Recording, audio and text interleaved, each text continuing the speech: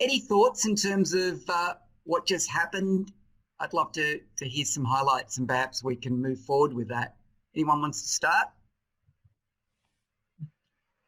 Okay, Anthony.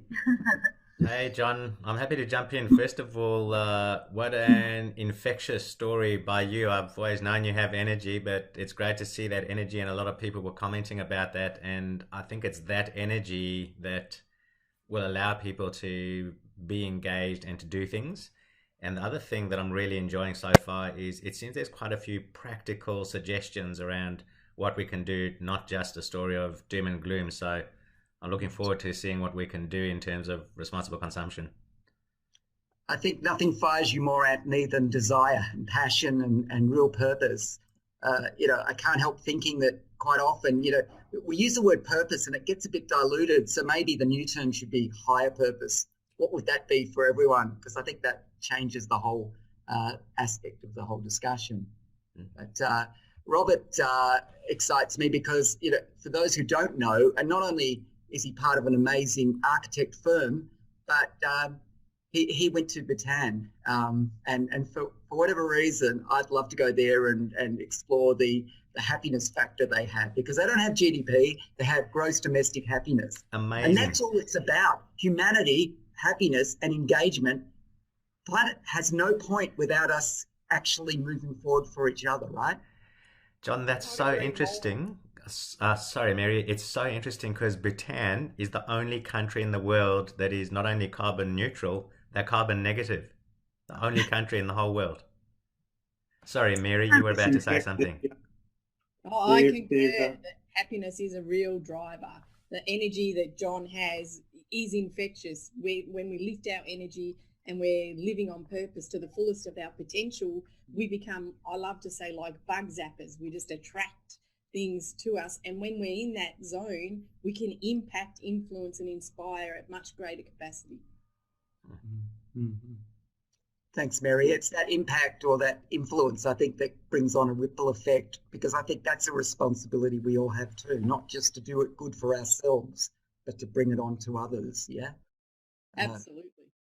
yeah. Robert, do you have any questions in terms of what you want to ask of everybody? no, it's just I guess the point of our business is that we're consultants, so the decisions or the influence that we can have extends beyond what the impact that we can do just by making our own personal choices or our choices as a practice. Um, and um, I think it's interesting to reflect on where we are with COVID-19. From sitting in Melbourne in severe lockdown at the moment, and what effect that's going to have. And in a lot of ways, it's going to have a positive effect, because people are at home. Their focus is on community and how much they're missing it, and everyone's looking about what the new normal will be. And I think, at least within the people who are thinking about it, we think that we can't go back to the old normal because it was lacking in so many ways. And so sustainability and more resilient societies is something that I think we're all going to look for coming out of it. And I think if we're going to stimulate the economy, sustainability is going to be probably come to the forefront. So there is some hope that COVID-19 is actually going to enable some better choices, and hopefully facilitated by government. But Yep. also, we know that there's been an immense amount of capital lost, both personally within each household, small business and big business, within the investment community and so forth, throughout the world. And a big focus is going to be back on rebuilding. And does that mean that there might be less focus on climate change and some of the other big issues that are parallel in many ways, probably more um, more important over the years to come, than just surviving and thriving through this pandemic. So we feel that if we do a lot of the homework on behalf of our clients and sift through which suppliers are actually making meaningful difference, by one of the things that we're doing is, you can imagine within our product library, to all the different projects types that we do. There are thousands and hundreds and thousands of different suppliers and tens of thousands of products. And you don't need to drill into it very deeply before you realise that a lot of the promises that are spun out as from a marketing perspective about products don't really hold up to scrutiny. And so I think that it's important that we support those that do. And particularly if we can demonstrate that they don't have a cost impact, that good choices don't necessarily cost more and have an economic impact on the viability of projects, because as a B corporation, and I think John said, making the right choices, making the right decisions and embedding them within what you believe in as a business actually draws clients and users, end users to what you're trying to sell. And that's a more resilient business model than what the minimum fee and the maximum yield that you can get on a project. Like-mindedness builds connection, and common goals are really strong in business relationships. And that's how we came to find John and Planet Earth. We were looking to see how we could impact tomorrow in as many different ways as we can. And so in combination with the right choices that Planet Earth make, we've also invested in an e-water machine which splits through catalytic action, splits salt and water into cleaning products and sanitizers, and both of which are drinkable. So they really have no impact on the planet. It's a little bit of salt, a lot of water, and a little bit of electricity does the trick. Thanks, Robert.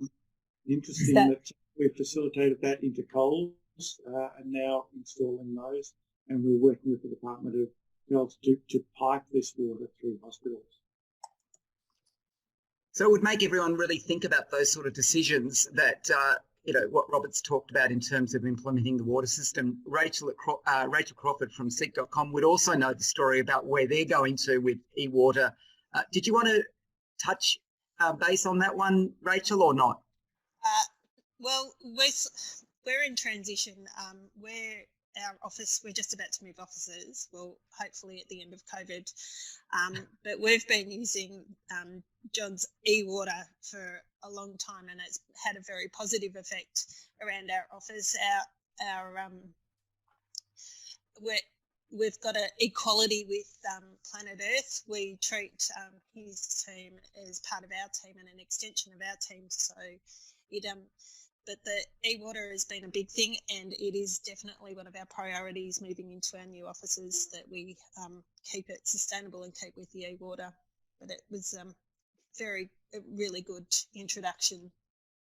Yeah, thanks, Rachel. I think one of the things that you've just touched on too is the way you treat the cleaners, because that's humanity, right? So thank you for that, and so many other aspects, because we really want to add that greenness to Seek and any of our other clients to make a difference to them.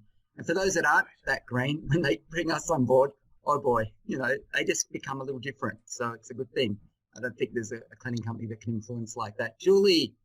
Yeah, I just wanted to weigh in and say, exactly what you're saying there. It's an awareness thing. And as much as, everyone says, yes, I'm aware and I know I have to be green and businesses have to do the right thing. And when you get into this kind of forum, you're obviously talking about people who are switched on in that space and have a much greater understanding. And I'm a big believer of knowledge is power. And I think it's, on an individual basis and also from a business perspective, I think it's almost like a bit of a PR campaign where, you need to realise the impact that you're having from a business point of view and be shown and told how small changes can make a difference. It's one thing to sort of look at the big picture, but it's what's going to make the change. It's, I said in the chat earlier, if every individual and every business just made one change, imagine the impact, You don't have to put it out there that you expect businesses to completely change their model and their whole way of production, which, in an ideal world, that would be great. But if you just made one change, it's that ripple effect, So for me, it's that whole, awareness and PR. It's fine if you understand it all and you obviously live and breathe it, but how many businesses out there, don't really get it and are in a position to make a change and don't even realise. And they need to, because the new millennials and everyone want to come on board, and the only way you're going to attract them, good workers, is that, and to hold on to them. Indeed. So I think that's really important, and attracting new clients who are looking for it too. So value-based businesses are key, Absolutely. I reckon. And the other thing, just saying that not everyone can get it right. I'm quite happy about better, not perfect. Yeah. Perfect. Progress, not perfection. Absolutely. Hello. Yeah. I think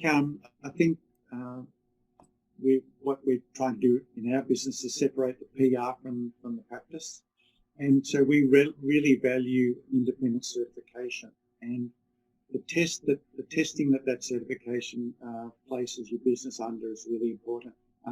We've been certified B Corp, as I mentioned in the introduction, since 2016, where we certified with 95 points, the minimum being 80 points.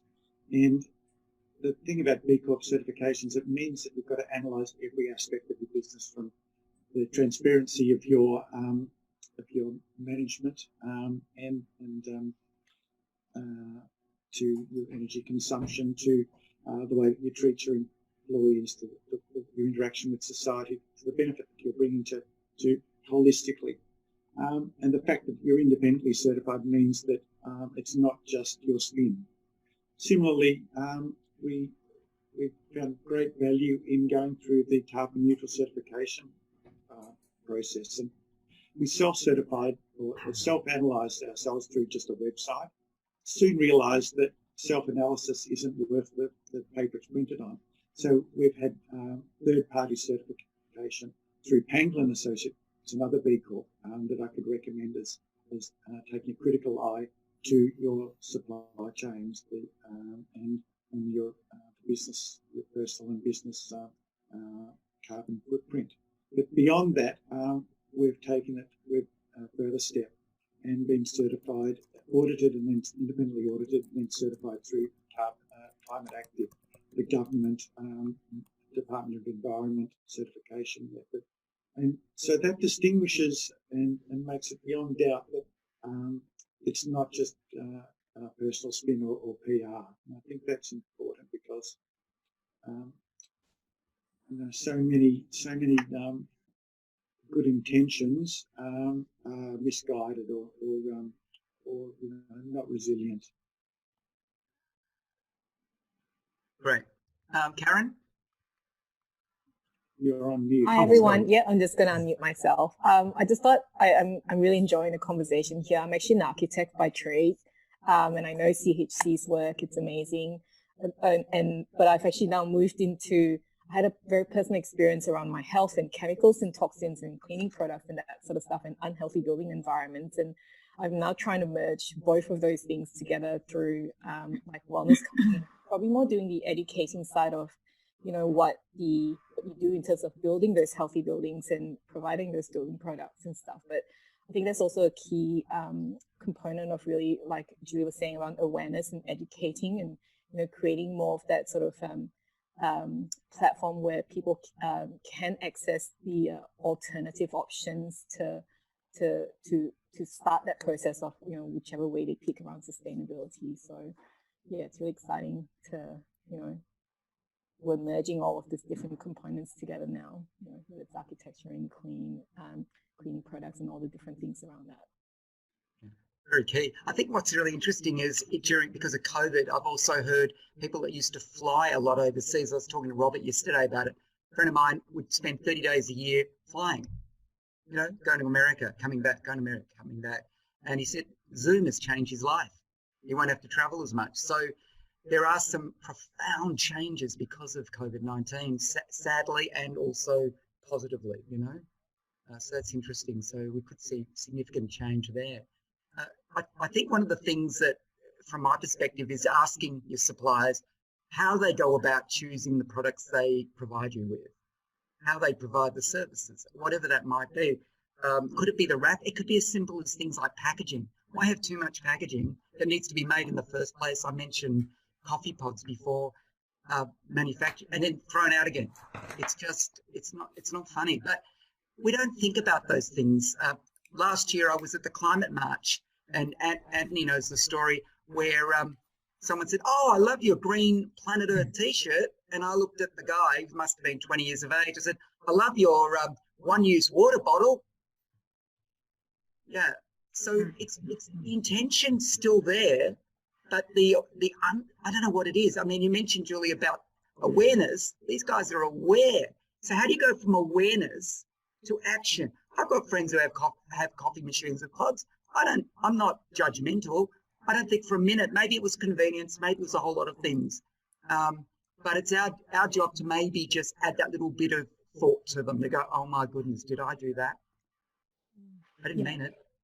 It's just, I think it's a choice thing. They don't understand. I mean, the awareness is one, but then actually following through with that awareness and that sort of stand on, I'm sustainable, I'm green, or whatever it is. And it's the same when it's, people might choose to buy organic food and not use plastic and stuff, but then they're still using cleaning products at home that are bad for the environment. So it's where to start. Sometimes it's quite overwhelming. It's about where to start, and I think also ensuring that if you are standing for something, that you follow through with it and not just say that you are but you're not. I also think it's visibility.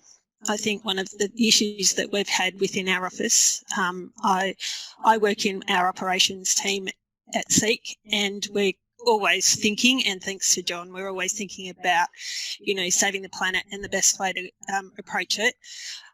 We have hackathons twice a year, which Seek invests a lot of time and money into, which is allowing our staff to have 3 days to work on special projects that aren't necessarily currently business aligned, but the winner of the hackathon the company will fund that program. A couple of hackathons ago, we had the Green Initiative come out, and our staff it wasn't visible to them what we were doing, even though in the background my team was working really hard to work on these things. And it's not easy approaching it, because we've got to consider 1,000 people in our office, and how you go green isn't a quick fix. You've got to have a really good strategy behind you and have the good resourcing.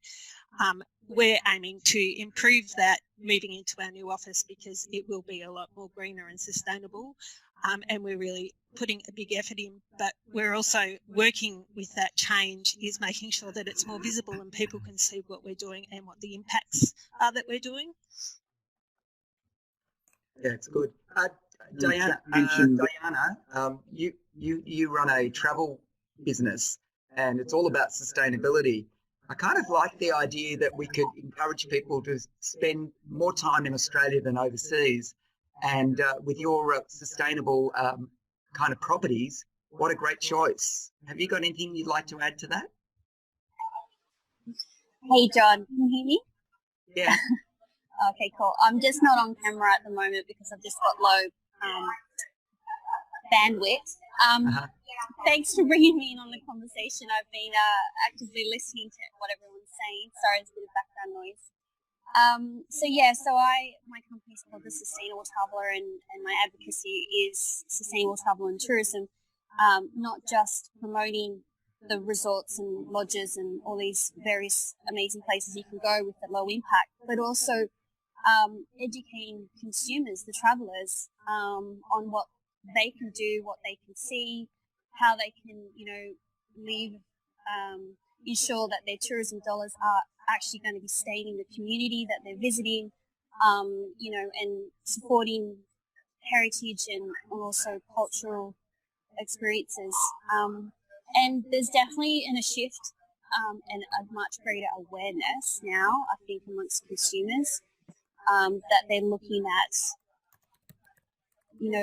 how their impact on the environment is with their travel choices. So I'm really excited to see that shift and that sort of awareness now.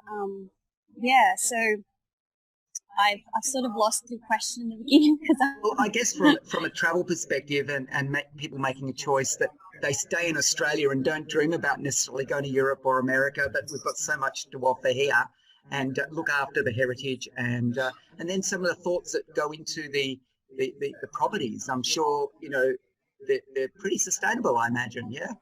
Yeah, definitely.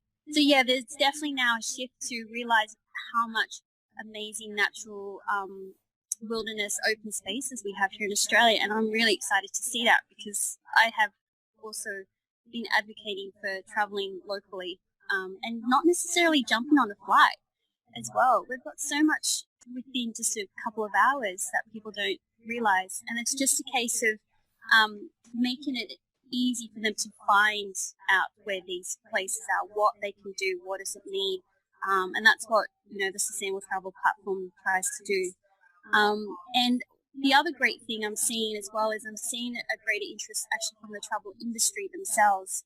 Generally, travel agents were always focusing on promoting overseas destinations, and that's a lot of them were relying on that income. And now they're looking at, well, actually, there's so much Australia has to offer, and finding now those right suppliers so they can start, offering local options to their clients. So it's great to see an awareness both on travellers now realising how much Australia has to offer.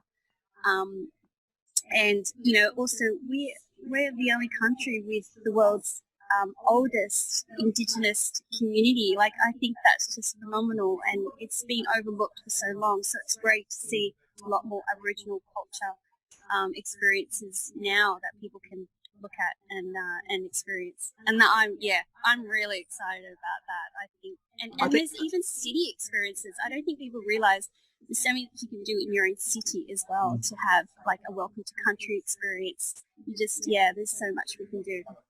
I think you've made a great point there, Diana. I think the thing is, if you become a business that other people use as their impact, you become the impact. Exactly. Goal, right?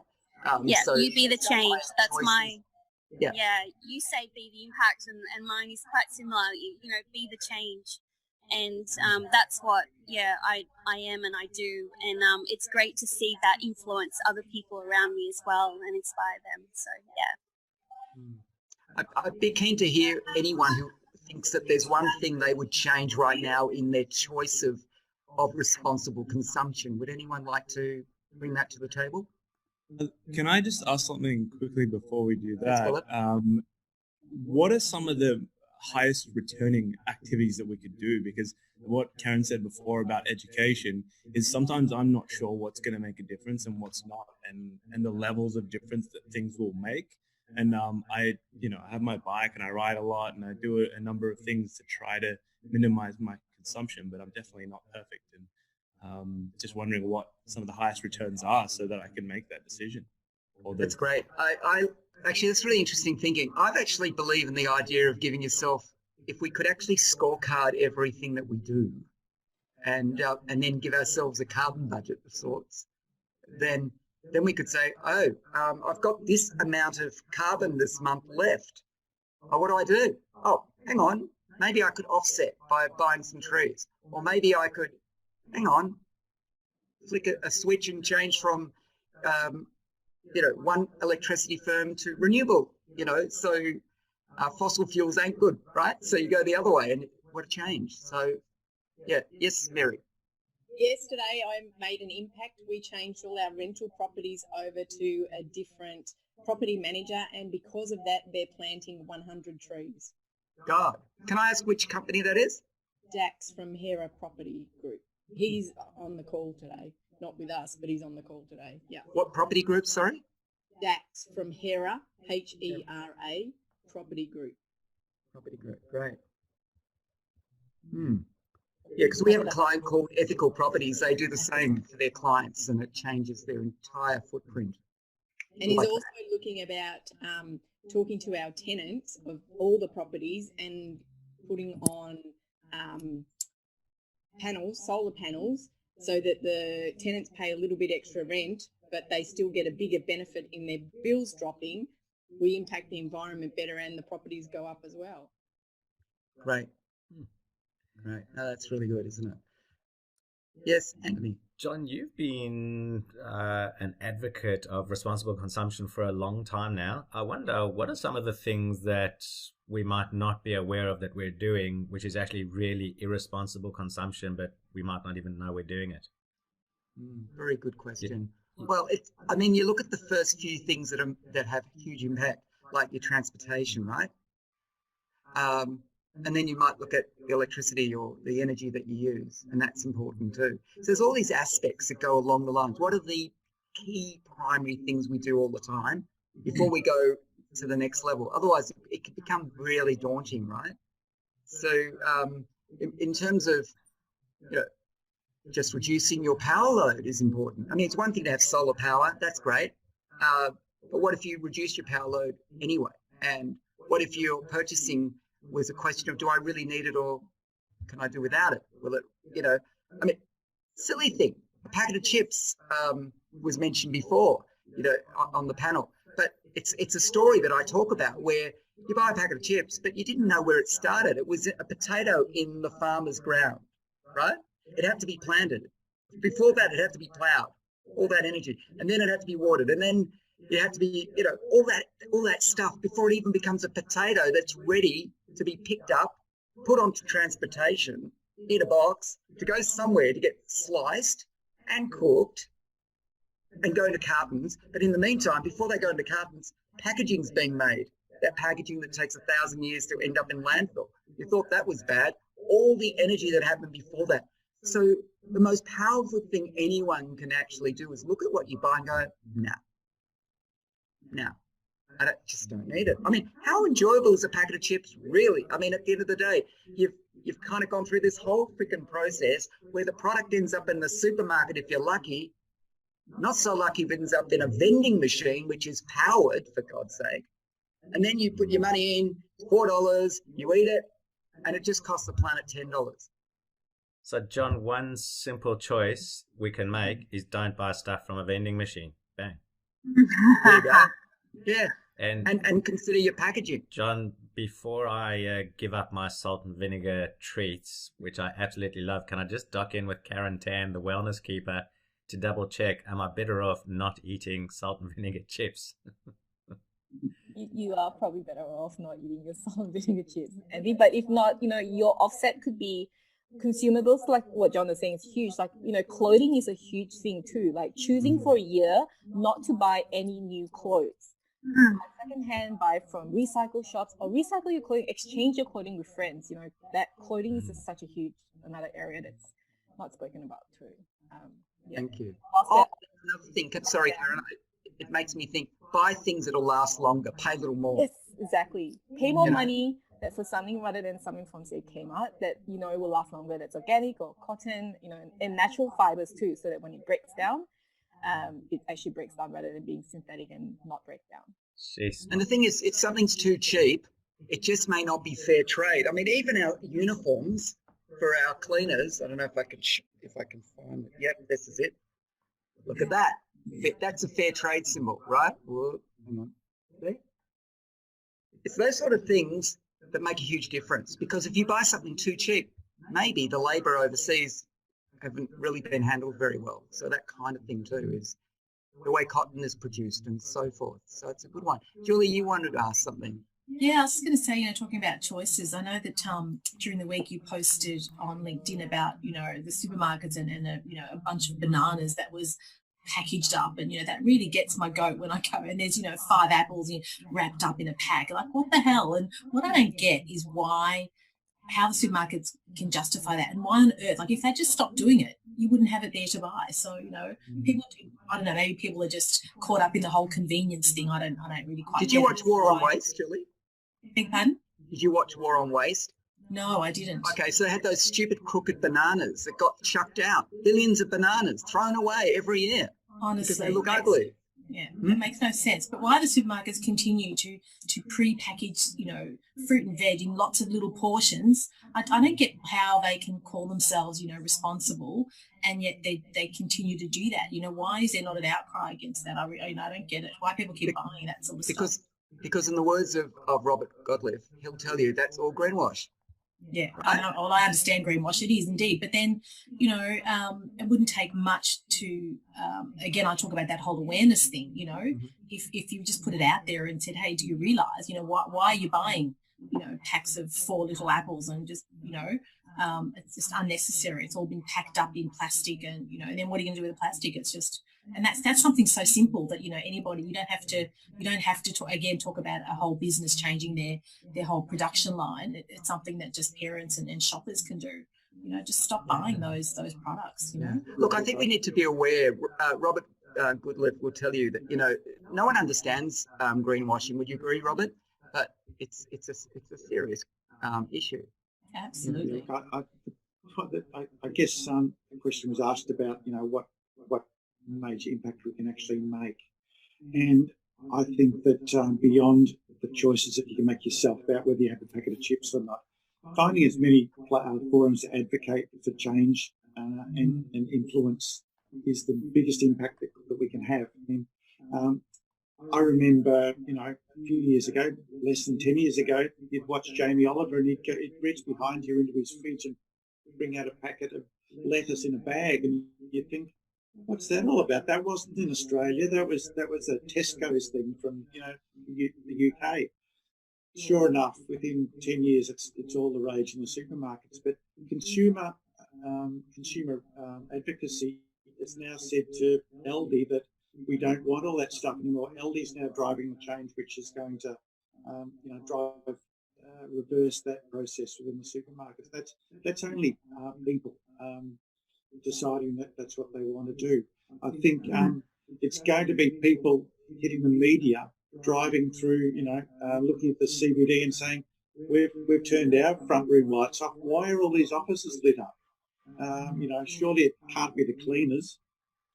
It's just a setting within their building management system that says, I need to be adjusted so that the lights turn off. But unless there's a groundswell of advocacy and support that goes out there, it's not going to happen. So that's the biggest impact you can make, is just influencing change in as many forums as you can. Robert, that's such a good point around people make all the change, because I remember it was a couple of years ago, maybe 3 or 4, a 16-year-old young lady challenged Aldi through change.org to stop selling caged eggs. And she got about 150,000 signatures on change.org, and she presented it to Aldi, and lo and behold, 2 weeks later, they stopped selling caged eggs. And now they seem to be a proponent of a lot of these good things. So people speaking out, and we should never think that we're just one voice, so we can't be effective. If a 16-year-old young lady at school can do it, who else can have an impact? Mary? Absolutely. And we talk about the simple things that we can do. Karen talks a lot about health and wellness and what we can do in our environment. Just removing electricity from your bedroom entirely helps you sleep better, brings, if you have people in there with you, brings more intimacy, lifts the impact on the environment. So if you think about 1 or 2 rooms in your house that you can remove electricity from entirely, that'll make a difference to your footprint. Really glad you brought the bedroom to the forum. John, I'm just wondering whether this session is being recorded, because I just had a whole set of images when Mary said that. I'm a happily married guy, but I'm imagining a single person saying, saying, come back to my place and my bedroom is electricity free.